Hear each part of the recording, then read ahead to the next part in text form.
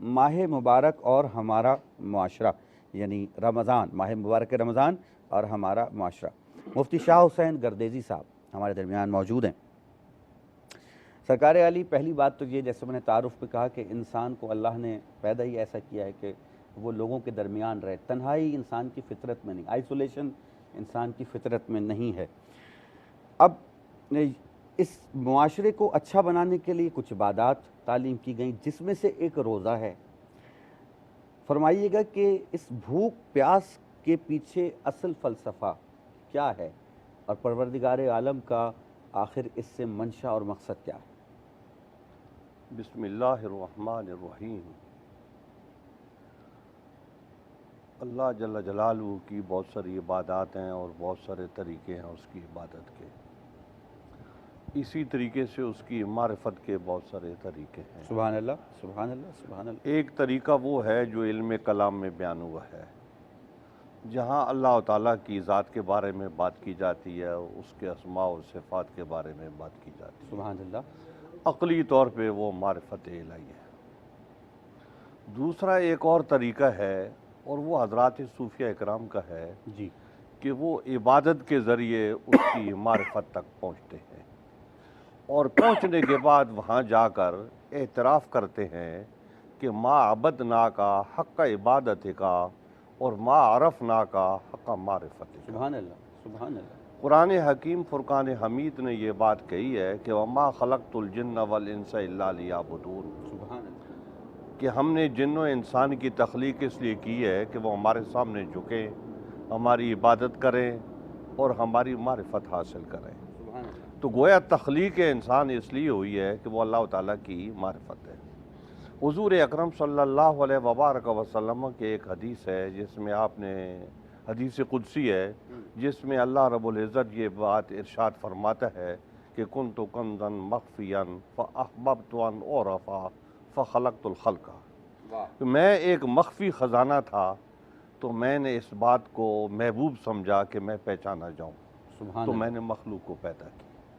اب مخلوق کو جب اللہ تعالیٰ نے پیدا کیا تو اب ایک تو اس مخلوق کا کام یہ ہے کہ وہ اس کو پہچانے، دوسرا یہ ہے کہ اس مخلوق سے آپ خالق کی طرف جائیں گے۔ واہ واہ واہ۔ انبیاء کرام وہ شخصیات ہیں اپنے دور کی کہ جن کے ذریعے سے آدمی اللہ رب العزت تک پہنچتا ہے، ان کی معرفت سے، ان کی درجات کی بلندی کی وجہ سے آدمی جب ان کو دیکھتا ہے، ان کی ان چیزوں پہ غور کرتا ہے، تو اس کو پتہ چلتا ہے کہ اللہ تعالیٰ کی معرفت کس طریقے سے حاصل ہوتی ہے۔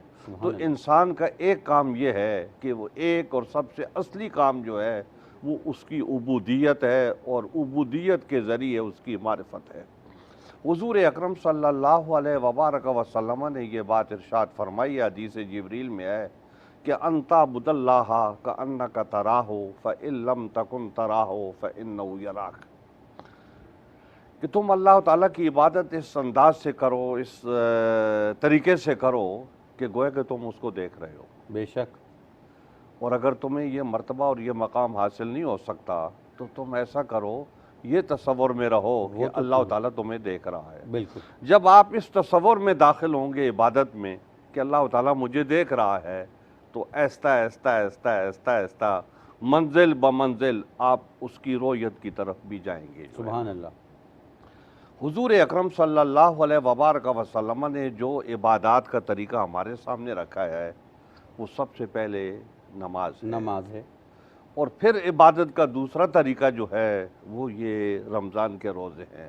پھر عبادت کا تیسرا طریقہ جو آپ نے ہمارے سامنے رکھا ہے وہ حج شریف ہے۔ حضرات، مطلب یہ ہے کہ اگر آپ یہ دیکھیں تو ہمارے مسلمانوں کا سب سے پہلا مسئلہ جو ہے وہ لا الہ الا اللہ ہے۔ ٹھیک۔ تو لا الہ الا اللہ ہی سے معرفت حاصل ہوتی ہے، اسی کی ضربیں دل پہ لگتی ہیں، اور نفی اس بات سے لوگ بلندیوں پر پہنچتے ہیں۔ کیا کہنا۔ اور اللہ تعالیٰ کو شناخت کرنے کا، اس کی معرفت حاصل کرنے کا مقصد ایک ہے کہ آپ اس کی دل و جان سے اس کی اطاعت گزاری کریں گے، اور اس کی فرما برداری کرتے ہوئے آپ یہ بات کہیں گے اسلمت لرب العالمین، کہ میں رب العالمین کے امر کے سامنے، اس کے حکم کے سامنے جھک گیا ہے۔ تو ایک اسلامی معاشرہ، جیسے آپ نے اپنی ابتدائی گفتگو میں کہا ہے کہ انبیاء کرام نے ہر نبی نے کوشش کی کہ ایک ایسا معاشرہ قائم ہو جائے جہاں انسان امن و سکون کے ساتھ اپنا وقت گزارے. بے شک بے تو شک. حضور اکرم صلی اللہ علیہ وبارک وسلم نے بھی یہ کوشش کی.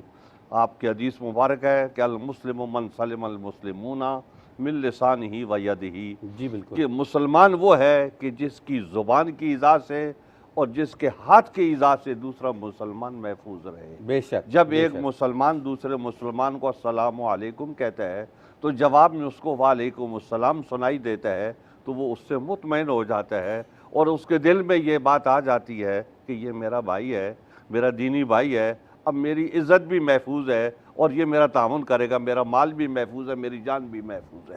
تو حضور اکرم صلی اللہ علیہ وبارک وسلم نے جو انسانوں کا ایک معاشرہ وہاں پر مدینہ منورہ میں قائم فرمایا تھا تو وہ معاشرہ تھا جس کی آج ہم نے تقلید کرنی ہے. حضور اکرم صلی اللہ علیہ وبارک وسلم نے فرمایا کہ انما المؤمنون اخوۃ فاصلحوا بین اخویکم، کہ مومن سارے آپس میں بھائی بھائی کی طرح ہیں، اور اگر کسی معاملے میں کوئی ہو بھی جاتی ہے بات تو آدمی اس کی اصلاح کر لیتا ہے، اس کو درست کر لیتا ہے. تو اس طریقے سے مسلمان جو ہے ان کا ایک رہنے کا طریقہ ہے. بہتر. ایک پڑوسی ہے اور ایک آپ ہو، ایک اس طرف کا پڑوسی ہے، ادھر کا پڑوسی ہے، تو آپ نے یکجان ہو کے رہنا ہے کیونکہ آپ کے نظریات ایک ہیں، ایک خدا کی عبادت کرنے والے ہیں، ایک کتاب آپ کے پاس ہے، ایک ہی نبی آپ کے پاس ہے. آپ نے بات ایسی کر دی، مجھے علامہ اقبال کے کچھ مصرے یاد آ گئے. آپ نے بھی سینکڑوں دفعہ پڑھے ہیں، لیکن بس کچھ درد دل ہے جو اقبال نے لکھا ہے کہ منفعت ایک ہے اس قوم کی، نقصان بھی ایک ہے سب کا نبی، دین بھی ایمان بھی ایک، حرم پاک بھی اللہ بھی قرآن بھی ایک، کچھ بڑی بات تھی ہوتے جو مسلمان بھی ایک. فرقہ بندی ہے کہیں اور کہیں ذاتیں ہیں. تو حضور اکرم صلی اللہ علیہ وبارک وسلم نے جو معاشرہ قائم فرمایا تھا، اب ہم نے اس معاشرے کے حساب سے چلنا ہے. تو اس معاشرے میں اچھے لوگ بھی ہوتے ہیں، برے لوگ بھی ہوتے ہیں، کیونکہ قرآن حکیم میں جو انسان کی ساخت کو، باطن کی ساخت کو بیان فرمایا ہے وہ یہ ہے اس میں کہ فَأَلْهَمَهَا فُجُورَهَا وَتَقْوَاهَا، کہ اس میں نیکی اور بدی کی دونوں قوتیں موجود ہوتی ہیں.